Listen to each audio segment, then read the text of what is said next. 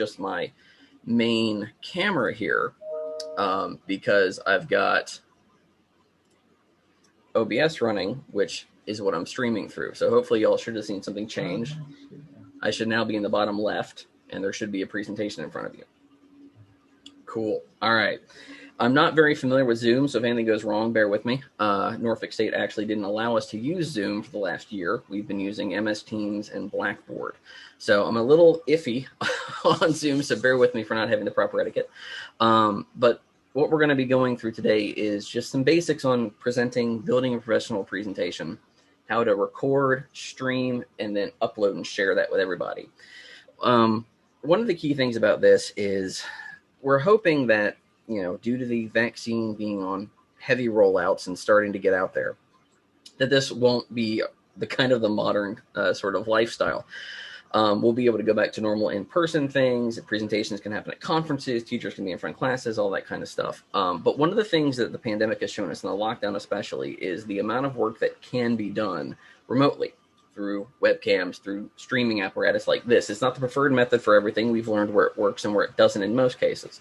But this is going to be a particularly useful skill set for y'all to have, especially if more things like professional conferences open up to recorded presentations. If you can't afford to fly to Tokyo, but you get accepted to a conference there, they might allow you to stream your talk or record it, things like that. And so this is just a pretty nice roundabout set of tools to have in your toolbox at any given time. And what I'm going to do is I'm going to show you a bit about the presentations itself and what you should be doing in it. So we'll go over backgrounds, we'll go over in-person kind of dress, we'll go over talking style, we'll go over content in the slides, and we'll go over how to use the software, recording and editing, okay? And if you all have questions at any time, I am trying to follow in, almost said Discord. Like I said, not a Zoom user heavy, but I will try to keep up. If anyone posts in chat or if anyone raises their hand, I'll try to catch it. But if any of the TAs or anyone else can catch it for me, that would be absolutely awesome, because I'm not going to be able to catch quite everything. And you'll notice that I'm looking around. I've actually got a multiple screen setup here. It's a little crazy on my end, but I've been teaching for the last almost year like this now, since we started back in February, and I'll be teaching for another 3 months like this. So I've got a fairly dedicated setup in my home office. But we're going to start, and I will get to that, but with the presentations themselves. And I'm not sure if y'all have a lot of familiarity with presentations, if they've covered this. If they covered it yesterday, I'm so sorry, bear with me. I tried to catch what was going on yesterday, but I didn't see if y'all went over content and structure. So I'm going to do a little bit here before I go into the more technical details of kind of recording yourself and editing. When you're building a presentation, any presentation for anything, whether it's a class, a professional meeting, a job interview, it doesn't matter. You want to make sure that your slides are nice, they're readable, and they're not going to drive your audience insane. You want to be able to get your message across, do it clearly, and not have whatever you've got on the screen be a nuisance. So we're going to talk a little bit about basic design, layout, text, and then color coordination. Again, not things that you're probably going to expect coming to an R boot camp, but things that are constantly used by people who take the things that y'all have been learning with the coding and the data analysis and the cleaning and the output, and then share the information with the world. Because really half the work of any researcher, whether it's in ecology, zoology, biostatistics, medical, analytical, big data, half of it is doing the research. The other half is getting your information out there. And we do that through writings and presentations. Now, when you build your basic presentation, you want to make sure that you have a basic clean layout. And some people would even say that my layout right here is way too busy. All right, it's got blue, it's got weird circuit board stuff on it. Some people will hate it, some people won't mind it. If you want to go in cautious and you don't want to kind of trigger anyone's sensibilities, white, black backgrounds, black text, can't beat it. Nothing beats a classic. What you really want to stick to are high contrast colors that don't hurt the eyes and don't blend together, right? You don't want blue text on a blue background, but you also don't want yellow text on a blue background, right? You don't want to kind of confuse your audience's eyes or make them strain to read what you're saying because, or what's on the slide that you're saying, because a lot of people will read before they listen. So you want to make sure that you've got your information clearly up there. And whether you're using, was it Google Slides, whether you're in LibreOffice or Microsoft Office, there are lots of built-ins, like you can see right here, lots of built-in types of design layouts, like what I've got here with this cybery sort of background. It was built into Microsoft PowerPoint. That's what I use. The built-ins are pretty standard. They're fairly well designed. I don't agree with some of the layouts all the time, but they are kind of industry standard. So you really can't go wrong by using one of the built-in setups. However, if you are worried about kind of looking weird or having stuff go awry, white backgrounds, black text always works for you. The default when you load into PowerPoint, and that's any version of PowerPoint, whether it's LibreOffice, Microsoft Office, or Google Docs. When you're building your slides, or you've got these colors going, you know what you have on there, you can read it. Well, you got to make it lay out, right? Titles at the top, text on one side, text on the other side, text on one side, image on the other side. Make sure you keep your slides balanced, all right? Kind of like the way I've been doing it so far. Text on the left, images on the right, titles on top. Make sure that you have everything kind of flowing so that the reader's eye has something to look at. You don't want your audience to be bored or distracted. And that's kind of the balancing point when it comes to any decent presentation, is how you're going to be delivering this and how they're going to be perceiving it. One of the things I always suggest people do for anything they work on that they're giving to other people is have someone look at it. Doesn't matter if it's your mom, your brother, your cousin, your roommate. You know, I send my stuff to my younger brother all the time going, how does this look? How does this sound? He's more artistic than I am. And so I use him to kind of gauge what I've got going on. Always use somebody else. If you're in any way concerned about what you're building, have someone else get their eyes on it.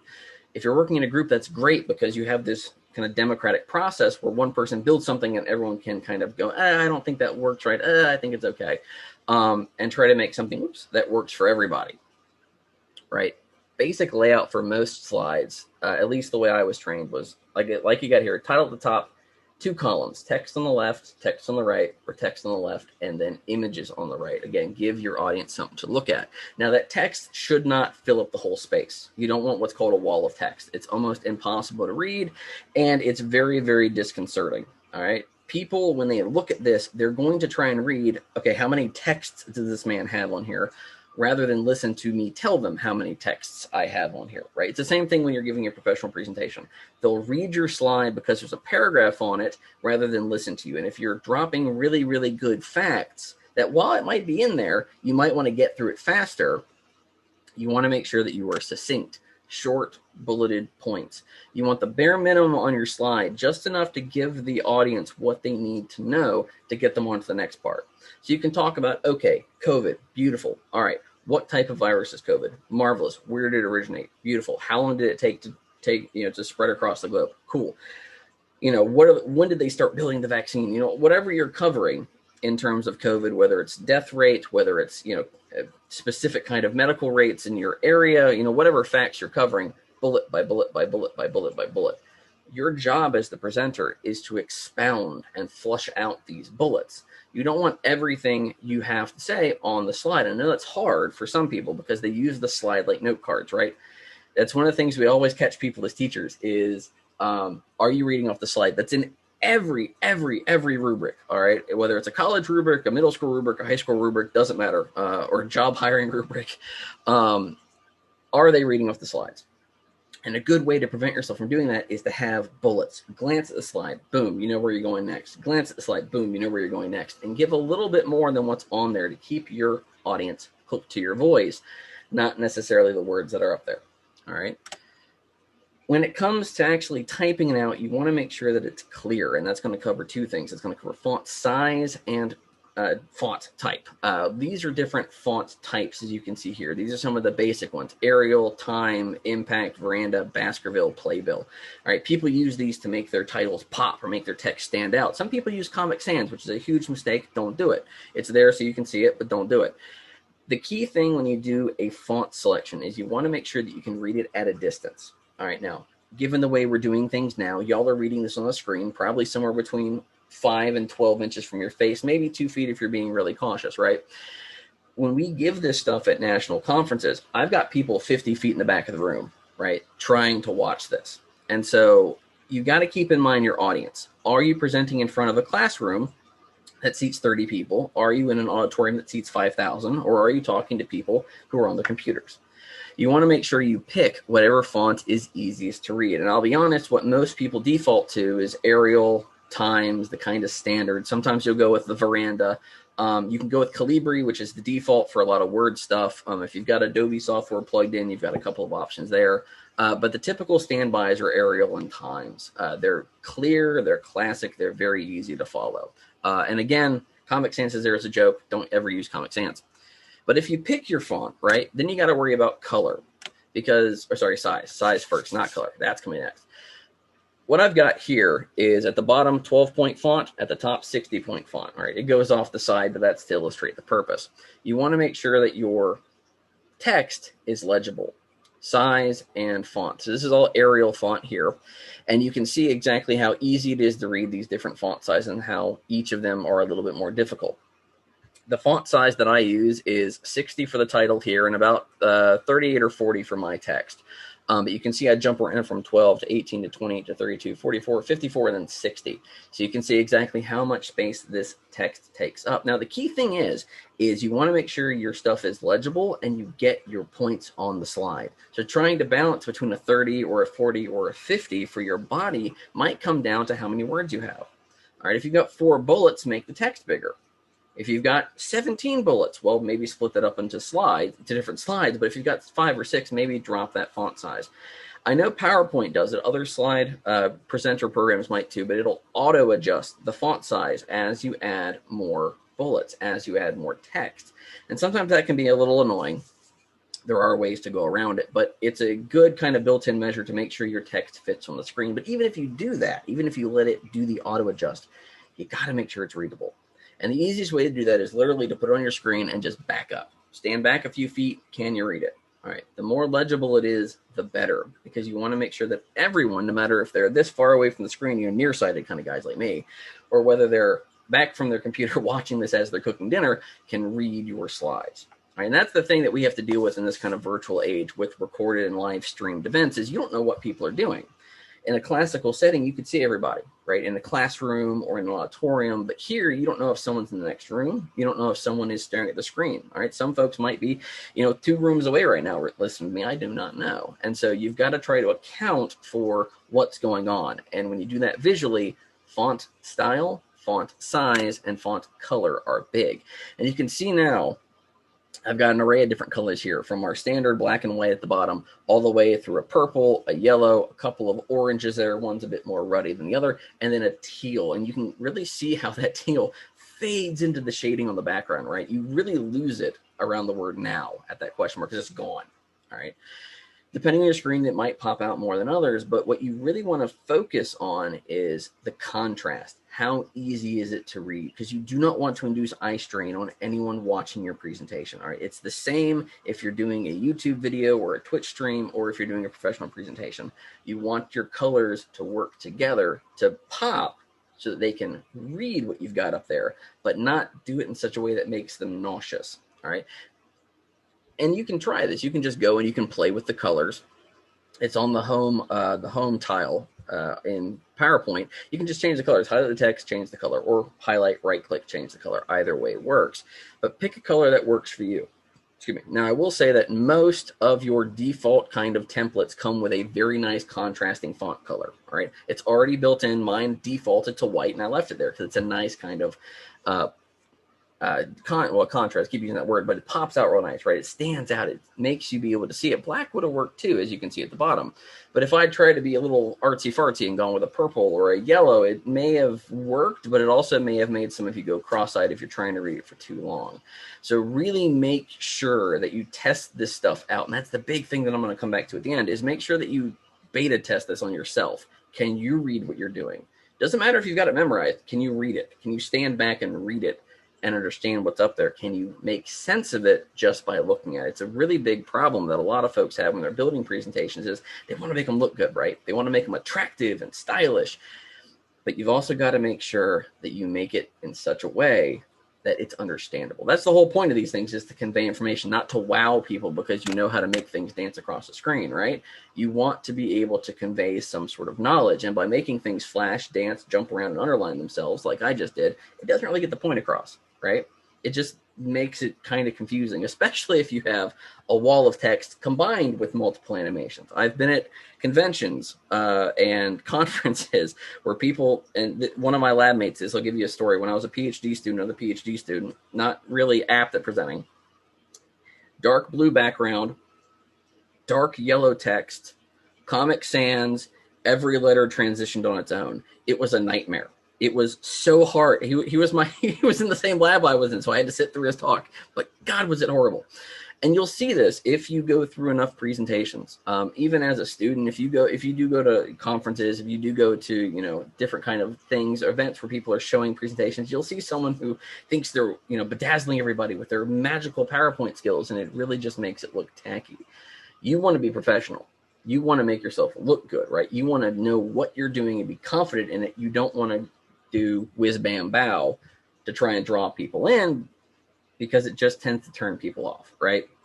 So for those of you that missed it, there we go. Don't do this stuff. All right, don't have your stuff dance in. Don't have your stuff twirl, color, flash, whatever. I know the options exist, but try to avoid using them. You can definitely kill time, productive procrastination, as it were, putting effort into transitions and animations when you really should just be writing better slides, right? So you want to make sure that you keep this stuff to a minimum. Appear, fade, slide in. Those are kind of the basics that we tend to use. I've used them a couple times already when I was doing my examples earlier. You want to make sure you got subtle transitions. You want subtlety when you're doing these presentations, because you want to be able to focus on the content, what you're trying to show folks, not again your skills at the presentation. Right. So in terms of building your PowerPoint, it's pretty straightforward. You want to make sure it's legible, and what that means is picking the right font, picking the right size, making sure you don't clutter your screen with too much text, and make sure that your colors collab. All right. One thing that I tend to do with all of my presentations is, as you can see here on the right, I slap in pictures. I do it on as many slides as possible, because what that does is it draws people's eyes away from the text to the image and allows them to focus on the image while still using their ears to hear me. Because when people read, they tend to stop listening. But if they're looking at something, they tend to listen. So you can draw people away from the text by having the visuals here. And plus, if people go through the visuals, or sorry, they go through the text, they got something to look at, right? They're not just going to sit there bored, kind of gapping at you. And some basic things about the behind the screen sort of thing. What happens on your side, right? It's going to be appearance, background distractions, and speech. And so this is where we actually get into the presentation stuff. The main bulk of why I'm here talking to y'all is to go over do's and don'ts about giving a presentation, and then how to take that presentation, record it, process it, and get it out to who needs it. And so when you do the behind the scenes, the behind the screen thing here on your side, you want to make sure that you're dressed properly. All right. Now, it doesn't necessarily mean you got to dress the lines. You don't need a full suit. You need pants. That's the big thing here. Wear pants. Wear a nice looking top. Wear something on the bottoms. It's been a complete, a kind of continuous pandemic meme and joke about how there's nothing below the waist. A meme's dead when, Stephen Colbert uses it, and he's talked about it for weeks now. It's one of those things where, yeah, it's funny, but enough people do it, and then something happens behind them. They have to go, oh crap, and stand up, and then suddenly you see their underwear. It's not a very enjoyable thing for either party. You're both embarrassed. It's not a good look. Even if you don't want to put on the top and the slacks, whether you don't want to put on the blouse and the fancy pants or whatever, at least wear something decent on the bottom. All right.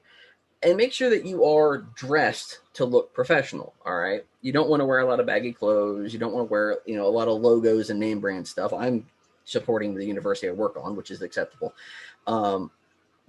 Basic polo, basic blouse. Doesn't have to be like I said, doesn't have to be a full suit and tie kind of deal, but when you're giving a presentation, you want to look professional, right? Whether it's jeans and a polo, or whether it's, slacks and a business suit, whatever you got, whatever you're comfortable in, make sure that you dress appropriately.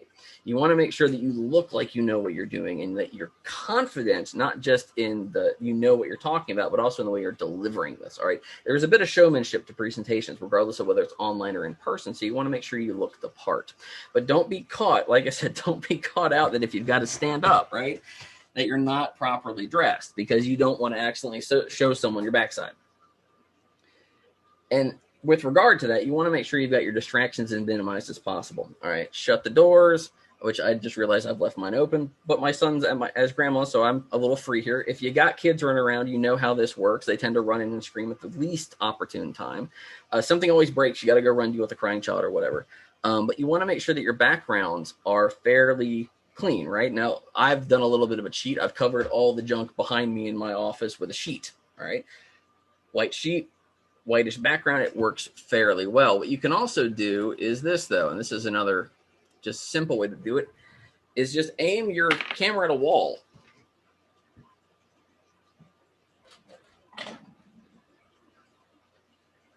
A little out of kilter here. There we go. Probably going to have trouble hearing me. My mic's about 4 feet away from me now. But if you just point your camera at a wall, door or not, this looks fairly good, right? There's not a lot of clutter. There's not a lot of junk. Now, if you look to my left and right, I've got Christmas wrapping paper over here and a bunch of my son's cars over here. It's a little bit haphazard, but remember, when you're going for that appearance, when you're trying to minimize background distractions, it's all about what's in the camera lens. It's got nothing to do with what you see around you. My office is a nightmare to look at this way. But when y'all's perspective is, it looks kind of clean, actually, which is fun. So when you're prepping for this, and you should always, always, always, always practice before you get down to your final recording session, you want to make sure that whatever the camera sees, all right, looks good, right? Because if you move my camera, especially, over here, scrapbooking junk, over here, open door and a 3D printer. But as soon as I set it up right, and you can use yourself as a bit of a block. So let's see if I can get back to where I was. There you go. My chair is blocking a chunk of the stuff behind me. Got to get to autofocus. There we go. A little better. My body is blocking a little bit more of what's over there. I do have a sun issue now, but you can use the things around you to make this look better. And especially if you're giving a presentation, if you're doing picture in picture like what I got here, I'm so tiny now that a lot of the things that you probably picked up on when the screen was full, you're missing now. And especially because you're focused on the PowerPoint. All right, so there are some basic kind of trickery you can use. My go-tos are blank wall, cover it with a sheet. It's got me through, like I said, 2 semesters of teaching remotely, and it's worked pretty well so far. The other thing is lighting. Now you can see I'm getting a bit of a sun glare here, but all you really need is a couple of windows. And what I tend to use are actually the Home Depot drop lights, the clamp lights with the aluminum hoods that most folks have in a shed or something for working on a car or working in the attic. I got a couple of $5 lights. I put them up and my students can see me. Now it's not so bad, but especially if the weather gets, kind of crummy, or if the blinds are pulled for whatever reason, you can't really see me. Everything gets kind of shaded out and the camera gets all crazy. But there are ways to jury rig stuff without really having to worry about buying a bunch of equipment. You don't need professional grade lights. You don't need professional grade backdrops. You don't need the stands. You needed sheets, some eyelets, and, a drop light. Really, you can get away with a lot of jury rigging with this, or a lamp with the shade tilted. Lots of ways to get around this, but make sure that you're happy with what you see. Because whether you're using a built-in to a laptop, you're using a phone, or using a dedicated camera like I am, make sure that you're happy with what you're getting. Tweak things here and there, but remember, it doesn't have to be perfect. It just has to look decent, especially because a lot of folks are going to be watching you. You're either going to be small like I am, picture in picture, or they'll be using a limited kind of restricted bandwidth viewing, so you might only come across in 480p, regardless of whether you record in 1080 or not. And the last thing that I've got on this slide is speech, is pacing and clarity.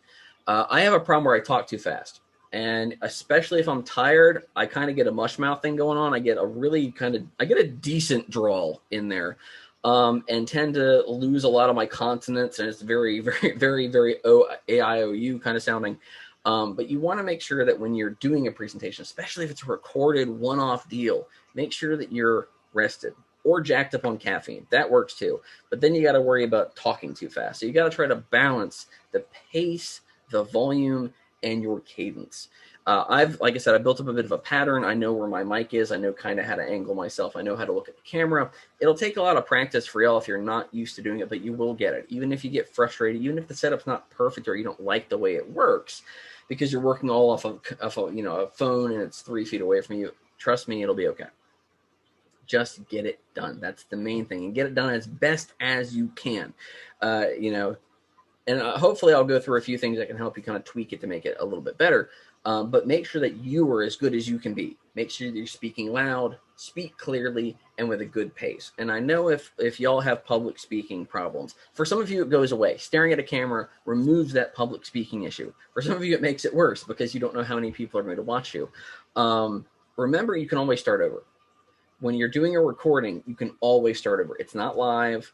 It's not something that you're giving to a group right now. It's something that you'll record, save, and then present later. You can show yourself in the best light. Clip it apart. It might be a little chunky with some breaks in it, but you can pick the best pieces if you have to. So if that's really a thing where you have problems with talking, don't worry about it. We can fix some of those in editing that I'll show you a bit later, but just make sure to take your time, relaxed, get coffee, tea, cocoa, whatever tickles your fancy, especially this time of year. Try to get as kind of calm and relaxed as you can before starting. And make sure that you either have your note cards in front of you or you have your stuff on hand that you can reference them as you go through to do one kind of clean, good run. All right.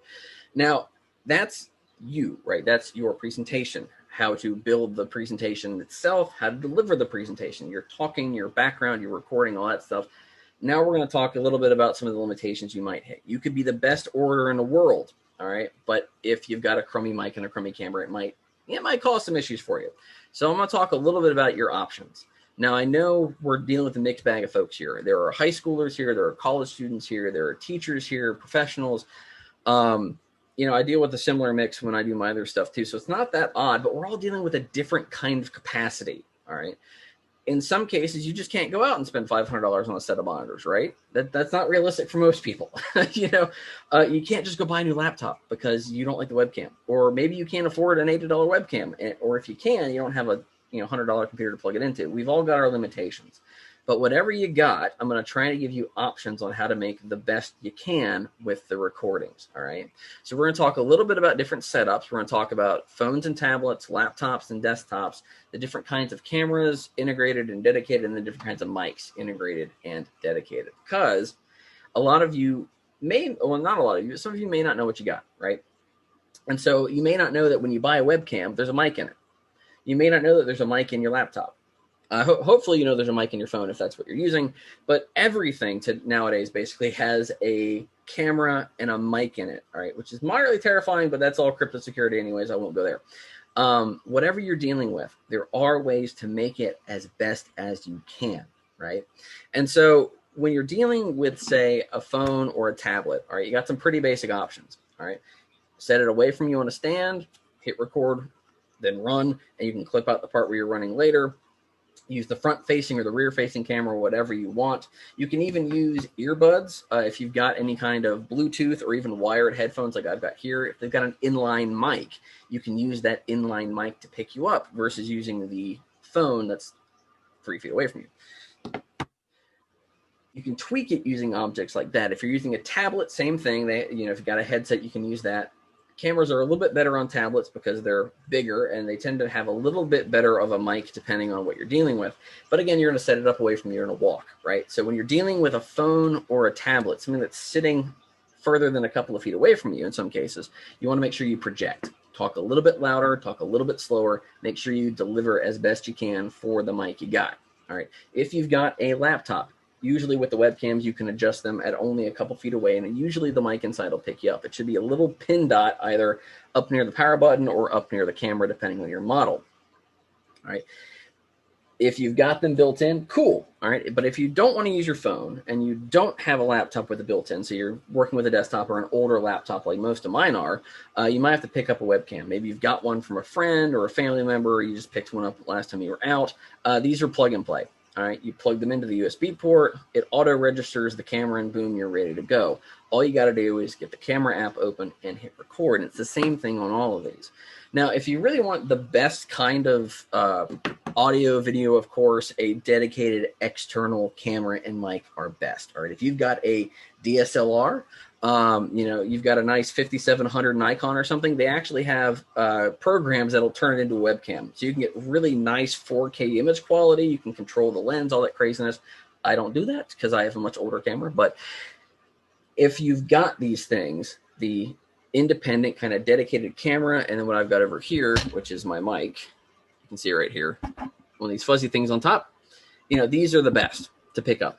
Low quality mic, relatively low quality camera, but it gets the job done, right? If you've got these, they're the best way to get your image quality up. But in some cases, the phone cameras are just as good, all right, especially on the newer models. So use what you got, but know what you got. Know whether you're using a dedicated camera and dedicated mic and how you're going to set them up, or if you're doing integrated, whether it's a tablet, a phone, or a laptop. They all work. They just have their own pros and cons to them. With the integrated, you tend to have to talk up more. With the dedicated, you can do a little bit more quieter. It tends to pick you up better at range, and doesn't have some of the background noise issues that you can usually compensate for by simply being in a quieter space if you're using a laptop, a phone, or a tablet. All right. Now, when you're recording, this is where you have a lot of flexibility. All right. For recording, I tend to use OBS. OBS is a freeware software. Pardon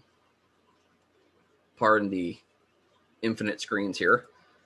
But this is OBS. This is what I'm using right now to deliver myself to you in picture-in-picture. I'm down here at the bottom left. I've got my topics here as text. I've got a title that I can edit. I've got, you know, a nice little decal here from a university, some fancy vines there. I've even got a festive version. There we go. Now I'm festive. I'm looking at the wall, but I'm festive. I just dropped some PNGs I took off of Google in here, and it worked. But if you want more control over your recording, I really do advise OBS. You can use Bandcamp, but that costs some money. OBS is free, open source. Can be a little bit confusing at times, but all you really need to do is when you're setting these up, you hit the plus button to add either a browser screen, a software screen, a hardware screen, a camera, or a mic. And then once you have it set up the way you like it in here, you just click record. And then it shoots it out at the end as an MP4, usually pulling, I've got mine set up for 1080, that's the default, I don't really change much. H.264 codec, which is fairly standard MP4 format. There we go, try to dodge that sunbeam. But it's free, and it's very, very powerful. You don't have to know anything going in. To be honest, when I use OBS, I use it stock. I don't change any settings. I don't tweak anything. All I do is I go in, I add my camera, I add my presentation. That's it. And for that stuff, it's pretty straightforward. So a question about OBS. Yeah. So say we were had the availability to get more parts. So would we choose one like a graphics card that'd be fast, or we'll do one more aimed towards professionals, like in coding? Gotcha. Thankfully, what I've run into is the graphics card doesn't really matter that much. I upgraded my system, so I'm running a GTX 2070 right in here now, which is a mid-range card. But I was running it on a 960 before using OBS, so that was last 2 generations ago. So you really don't need high-end specs to do a basic record. As long as you're running a GPU that was built in the last 8 years, you should be fine with what we're doing here. If you're trying to run, say, a Twitch stream or do like a YouTube stream or something where you're hosting, you're gaming, that's when it starts pulling a lot from your GPU. But if you're running PowerPoint, if you're running OBS and running something like, I've done this through Blackboard, Zoom now, MS Teams, I haven't had a problem with either of my cards. So if you're really looking for a hardware upgrade, if you need a GPU anyways, get a GPU, but I would really suggest if you're going for quality, a decent camera, $50, a decent mic and stand, $40 total. It doesn't have to be a Blue Yeti or anything like that. I don't even know. Mine's some kind of Chinese knockoff. But, as long as you get some decent, something that picks up your voice, something that captures you well, your graphics card shouldn't be the limiting factor, at least not in most cases.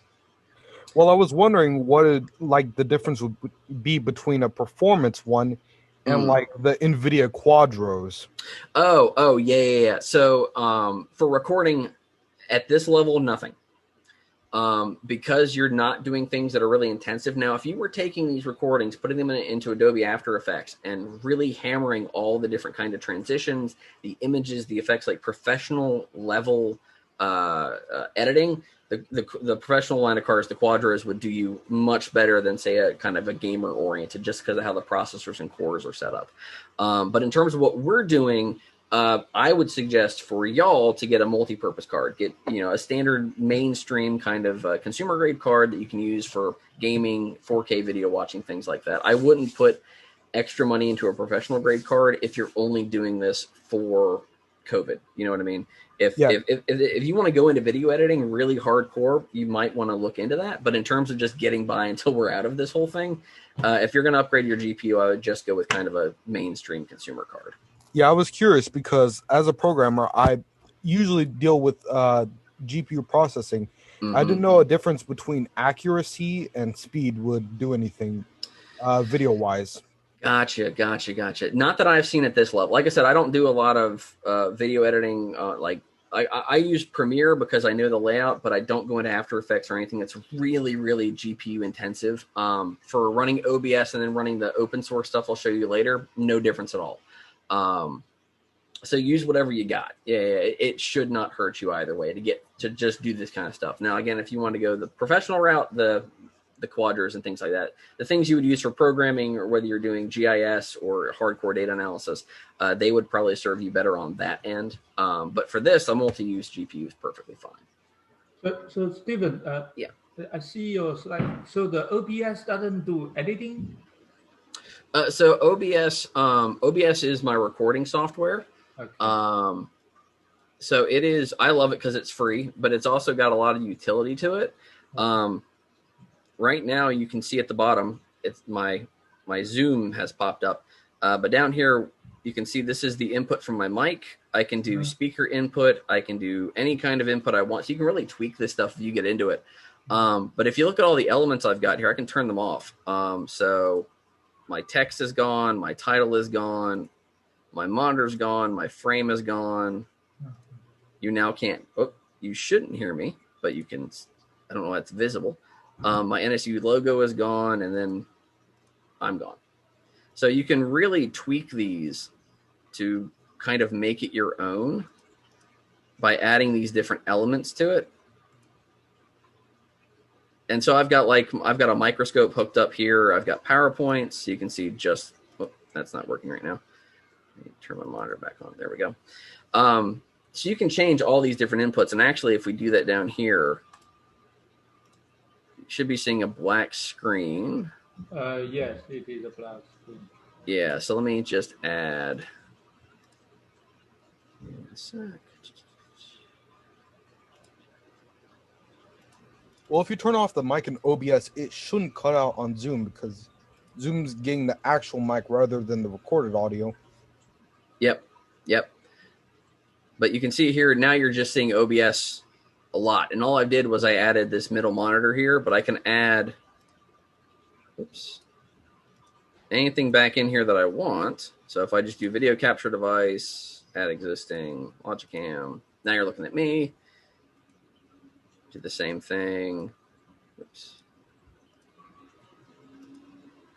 Oh, there's someone raised her hand. Can you speak up your question? Hi. Yes, I had a question about OBS as well. Yeah, what's up? I'm wondering if you know if it's available for use on like Chromebooks. Oh, that's a good question. I don't know. I know the basic. It works on the trifecta. It works on Macs, PC, and Linux. I don't know about Chromebooks because the way Chrome is built, it's more of a mobile OS. It's a little bit different. Chrome is Linux-based, so it should be theoretically possible to port it over. However, the issue would be mainly it kind of runs it, but it's really locked down. Yeah, well, I was going to say if they've got a flat pack of it, you could just sideload it through the flat pack because I've done that before. But yeah, I don't know. A lot of the, there we go, prettier one. A lot of the kind of more nuanced OSs out there don't quite have the broad support of kind of niche technical things like this. Now, there may be alternatives. A lot of cases when you've got a Chromebook, well, we'll go to it here, but in a lot of cases, you've got an OS default. And I didn't want to talk about that too much because I am a PC Linux person. I don't do Macs. So I actually had to Google what the built-in Mac photo options are. But based on what OS you're running, there are built-in camera apps. Especially if it comes with an integrated camera like your phone, you can and use. I could just take a recording of the presentation and just do. Well, if you'd like, I editing can of it. pour OBS over to the Chromebook.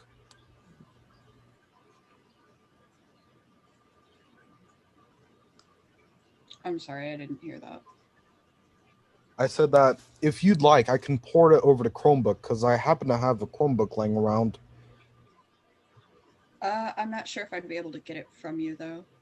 By I'm on the a way, very locked down because I'm on school Chromebook. Just to clarify, for your submit a video presentation, you don't have to use the OBS or any other fancy editing tool. You can just using Zoom. You can use Google Hangout, Microsoft Teams, any free version, because it isn't very long. Up to 10 minutes. You can even do a very short, like TikTok thing, using a phone to do that. For this boot camp, it's actually very flexible. Yeah, and so don't let me showing you OBS kind of overwhelm you. That's a really good point, because you can get perfectly good recordings just by using whatever built-in kind of app you've got on your phone or your computer. For the laptop or for the phones and tablets, it's usually just called Camera. For your computers and laptops, you'll have Photo Booth. In Windows, it's literally called Camera. In Linux, it's Cheese. So whatever built-in you have works great. But one of the things that I've noticed with those that I personally had a problem with, and like I said, we couldn't use Zoom at NSU, so I had to use Blackboard and MS Teams, which Blackboard's a nightmare. But to get picture-in-picture, I had to go through OBS, which is why I wanted to show it to y'all. Because if you want these extra elements, if you want a title, if you want to have like your head on there, you don't have to, but you can use OBS to kind of jury-rig it to where you're down here in the corner and the main body is up here. But again, just by using the built-in record features, it'll work great. All right, going through and you'll really get good quality in most cases. It's not like I'm saying that OBS gives you a better quality video. It usually doesn't. It's the same no matter what. It's all dependent on the camera. So don't feel like you have to use OBS, but it is there for y'all to play with if you've got the time and want to do it. Can really spice things up, allow you to play with a bunch of different elements, but the built-ins are great. With that being said, there are options. So depending on your OS, you have these different options you can use here for desktops and laptops or mobile. If you know what OS you are, you can just look it up. And the reason why I didn't want to get into mobile too much is because there's just a glut of camera apps on mobile. For some reason, with the PCs, desktops, Linuxes, all those things, Macs, there are far fewer. They exist. There are a bunch of them. But they tend to be like, it's very easy to find out which ones are the best ones and get really legitimate reviews on them. There are so many app clones for camera and video recorder and video editor on the phones. I'm not really going to go too heavy into those guys. But they exist and they work. And usually the highest rated, the most downloaded, those can be relatively trusted to be functional and do what you want to do. So if you're working solely off your phone, you can disregard the OBS stuff and just work on whatever apps you got in your particular app store. But if you have access to a computer to record or at least edit on, you will get some extra features out of this, because I'm also going to talk about editing this stuff. Now, with the recorders, so you've got Photo Booth in Mac OS, WinOS, you've got Camera App, Linux, you got Cheese. You've got all kinds of cameras built into your iOS, your Android, your Firefox, or your Windows, if you've got those still. There are also editor apps. There's iMovie built into Macs. There's the photo apps. You have to kind of jury rig it in Windows nowadays. They took movie editor or video editor out. So if you've got an older version of Windows, if you're still running Windows 7, awesome. That'll still have your video editor in there. But if you've got a newer version of 10, if you've been updating on the normal cycle, they've pulled it. So you may have to go through the photo app there. I couldn't find a default one in Linux when I booted up over here into Mint. I'm sure there's one, I just couldn't find it. But they're easy to download and they're all over the different repositories. So if you know how to look for them, they should be easy to find. And same thing with mobile, with iOS or Android, they're all over the place with editing. But one thing I want to pitch here is, regardless of your OS, you can edit in YouTube. So if you're doing a YouTube upload for anything, you can clip your video in YouTube.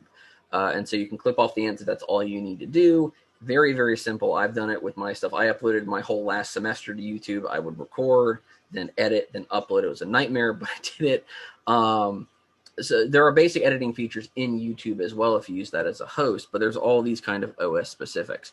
What I do want to do right now is pitch the software. So we've talked a little bit about OBS. There's the link you can use on the presentation to go and find OBS if you want, or just download or just Google OBS. The two video editors that I've really been fond of that are open source and that boils down to really being free is OpenShot and what's the other one? Shotcut. And these are free. They're available for all the three major OSs. Sorry, I don't know about Chromebook. But they do work on Windows, Linux, and Mac. And what's good about them is 9 times out of 10, all y'all are going to need for your... Hang on one second. Let me zoom out of the way. There we go. For your video editing is you're just going to need to crop the ends off, right? Because you practice before, you do a little vocal practice, you know, you're just you just want to clip the front and the back off. You turning on the camera, you turning off the camera. And this is really easy with these. So I'm actually going to show you how to do it real quick. I've got a video here that I took a while ago of my son playing at my computer while I was preparing to teach. All right, so you can see what the office usually looks like before the sheet goes on everything. My morning coffee and oatmeal. But all you got to do is you take your video from your folder. Oops, kind of saw it. There you go. Click and drag, and it just drops it right in. All right, now you can overlap them. There's lots of effects. You can do all kinds of crazy stuff. But if all you want to do is cut these things into pieces, all right, all you need to mess with is this tool right here called the razor tool or the split tool, depending on the software you're using. So if I look, I'm just going to delete this section here. If we look at my son, he's playing with my phone, hence the glow on his face. If I want to clip any of this out, I just figure out where I want to go, click on the razor tool, and then come down here. You can see it over top of the video, and I can go snip, snap, snip. And then what this does is it allows me to rearrange these in any way I want. Come on. It doesn't want to behave now. Okay.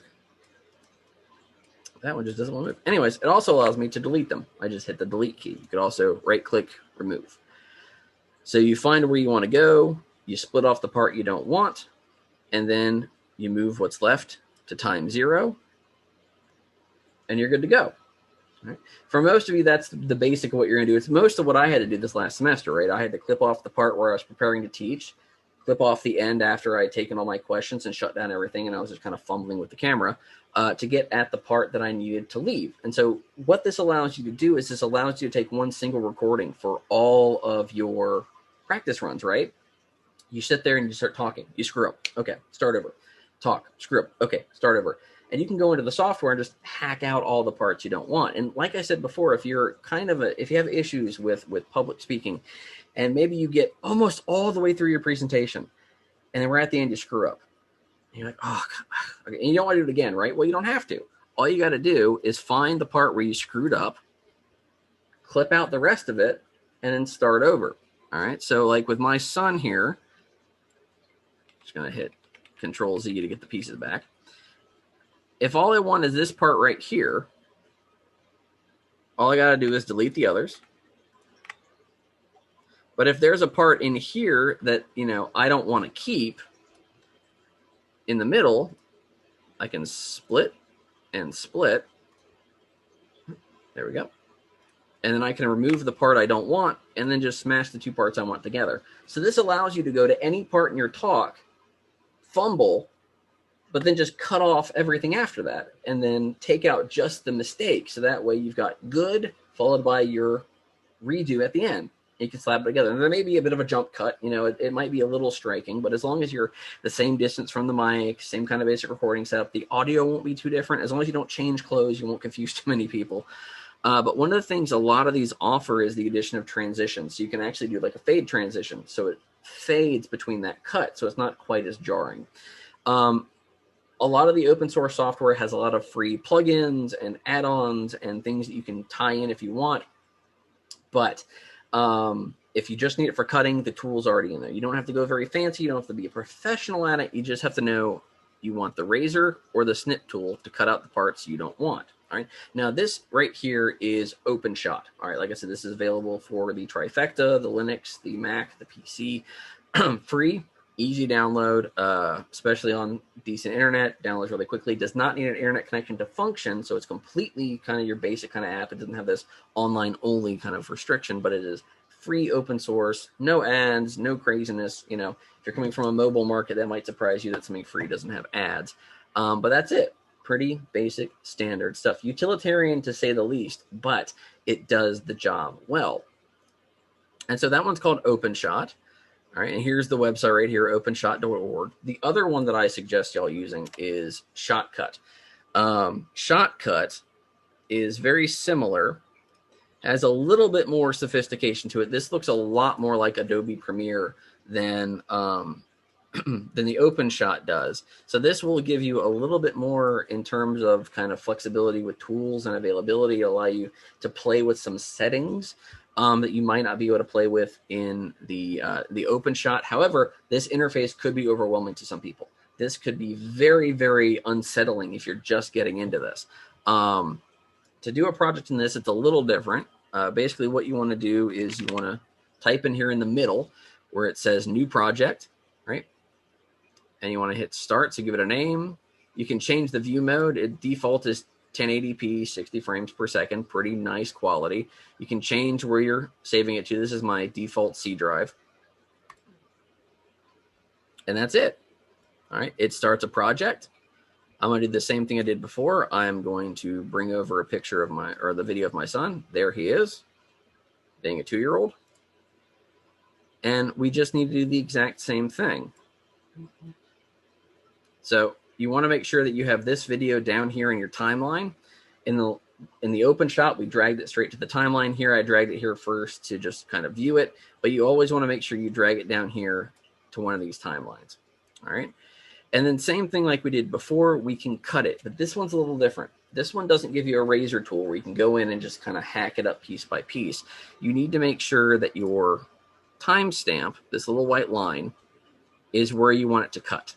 All right, because the function here is cut, split at playhead. So if I get this to where I want it, I take this little bracket and I click it, and it split my video in half. So I can delete the intro, move the guts of it to where I want it, and boom. Now at time 0, we have the part I want. This should be a razor tool here. Let's see. Nope, that just cut the whole thing. All right, that's why. That's why they have the split at playhead. All right, not the same tool. Same icon, different tool. But this one, same thing. You just make sure that you watch it to where you want to cut. All right. So say we want to stop it here. Cut it. I want to cut out this middle part where he's not paying attention to me. Cut it. You can delete it with the delete key. Take this, drag it over here. Oops. A little bit too far. There we go. And now, if we play this back, it goes from beginning to end. So a little bit of a jump cut right there. You saw it kind of, the whole middle section was gone. So again, that jump was there. However, not so disconcerting, not so awkward. Same thing with y'all. If y'all are talking and you have a nice cadence built up, you got all this stuff, and then someone bursts in the room, or the cat knocks a lamp over, or something else happens. You can just cut that part out. Come into something like this, cut the part you don't like out, smush it together. All right, that's it. Pretty standard, straightforward stuff. Now, for both programs, including Adobe Premiere, which I'm not going to cover, but that does work too, you want to make sure that once you get this set up the way you want, all right, that you click the export button, which is right here in Shotcut.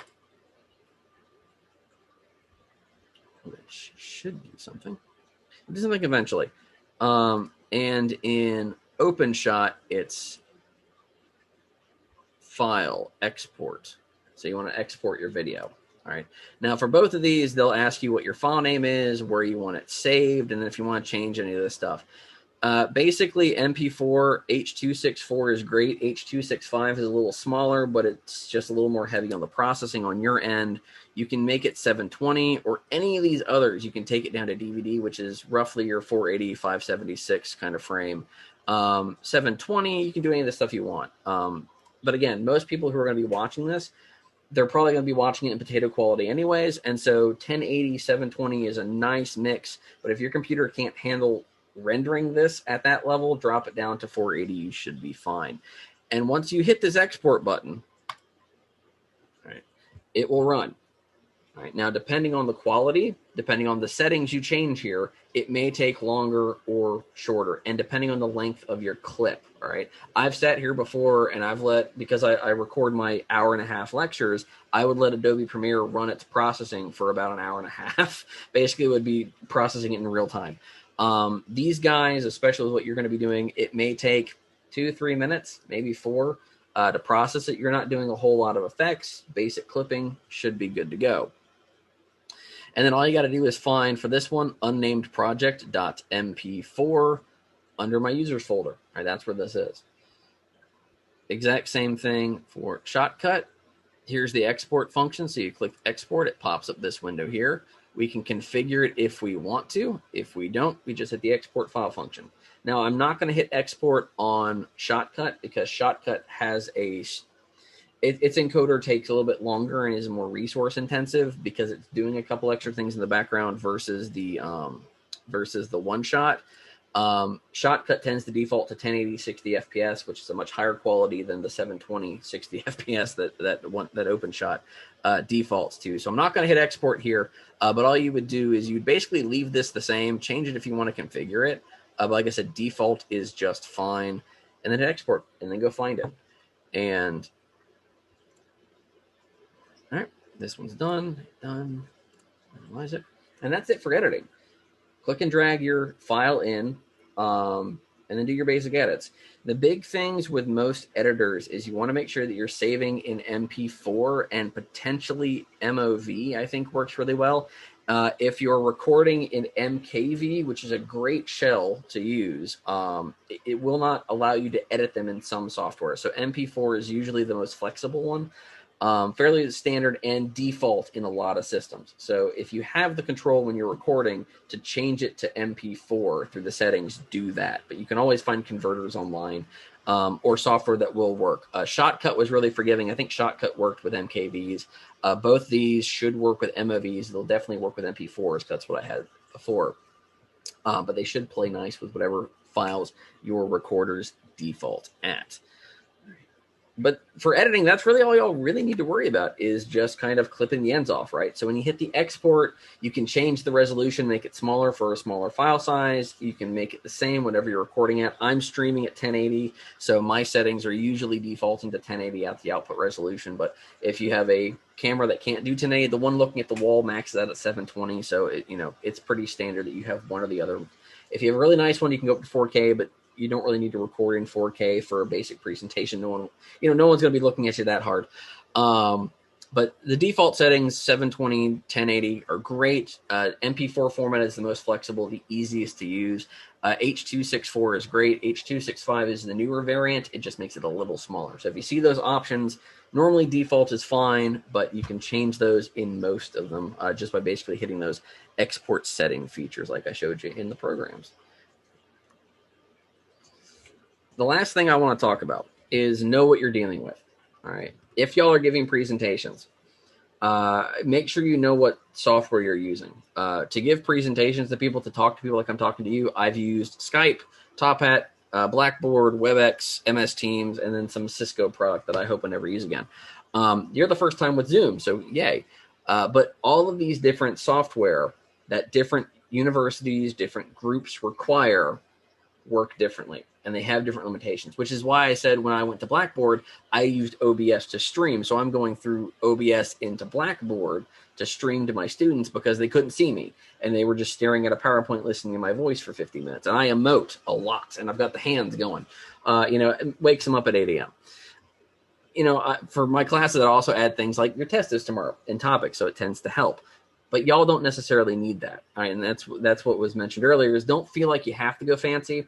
But if you want to, here are some free alternatives. You've got OBS for recording. You've got OpenShot and Shotcut for your editing needs. But remember, there are a plethora of built-in options for phones, laptops, and desktops that come with your OS or are free to download so that you can do these editing quick and simple. You don't need all the flash and flourish. You don't need all the whiz bang pow, whether it's in the recording, the streaming, or in the presentation itself. You just want to make sure you convey the information across. So whether you're using your camera, set it record at a distance, make sure you talk loudly, clearly, make sure you are well dressed, or you're sitting in front of your desk like I am. Again, make sure you're wearing bottoms, and again, project. Know your equipment. And my final thing is practice, right? You want to make sure that you sit down with your camera, whatever you're using, laptop, tablet, phone, desktop with a webcam, whether you've got a DSLR or a point and shoot you're using, doesn't matter. Set it up where you want it, sit where you want to be, and talk. You don't have to give your presentation, just talk casually about anything, all right? Anything in the world. Gripe a moment. It's actually a really good kind of therapy session. Just scream into the void in your camera. You can record it and watch it back. But check yourself, all right? Whether you're screaming into the void or practicing for real. Can you see your face? Do you look okay? Is there something in the background that's distracting? All right. Did I forget to remove my cup of coffee from the shot? Do my slides come across well? Whatever you're recording, make sure that you practice. Sit down with the system. Make sure you like what you're seeing. Make sure you like what you're hearing. Make sure you like the product, right? And then do it again. And then if you have to do it again, and if you have to do it again. But remember, for multiple takes, you can do the same file and just clip it up later. Take kind of a best of album here, a little bit here, a little bit there, a little bit here, a little bit there, slap them all together. And this is great for group work too, because if you've got 3 people all doing different parts of a project remotely, maybe you're not for this one, but you might for school, you can use one of these programs to bring all 3 video files in and just squish them together, export as a single file, and you're good. But make sure that you are happy with the product before you hit that export button. Again, how you talk, how you sound, how you look, how the background is, how the lighting is. And it all changes. Y'all have seen the sun move across my face probably a number of times here. Just move this. There we go. So make sure that you kind of know what you're dealing with. And again, if something goes wrong, don't worry about it. If you're doing it live, people will forgive you. All right. Everyone screws up, especially doing this kind of stuff. If you're recording, remember, you can just clip it out. Nothing to worry about. So don't get stressed. Don't get worried. Do your best. Present your best. And everything will work out just fine, y'all. All right. So I appreciate y'all listening to me. I know I've been gabbing for quite a while about a relatively boring subject, given it's an R coding boot camp. But hopefully y'all found at least some of this moderately useful, and you can take it, forward, not just for this, but also for your classes and stuff. So